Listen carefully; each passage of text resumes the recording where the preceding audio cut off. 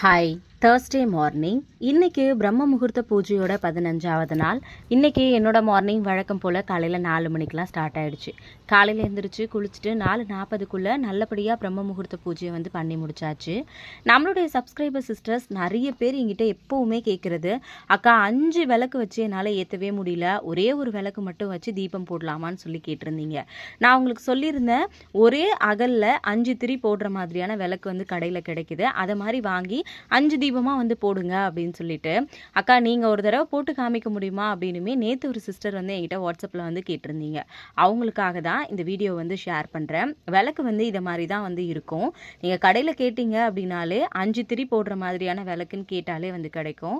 இன்றைக்கி உங்களுக்காக தான் நான் இப்படி வந்து ஏற்றிருக்கேன். எனக்கு பர்சனலாக எப்போவுமே 5 விளக்கு வச்சு ஏற்றுறது தான் ரொம்ப வந்து பிடிக்கும். உங்களால் அப்படி ஏற்ற முடியல அப்படின்னா இந்த மாதிரி வந்து ட்ரை பண்ணி பாருங்கள். மறுபடியும் நாளைக்கு பிரம்ம முகூர்த்த பூஜையில் பார்க்கலாம்.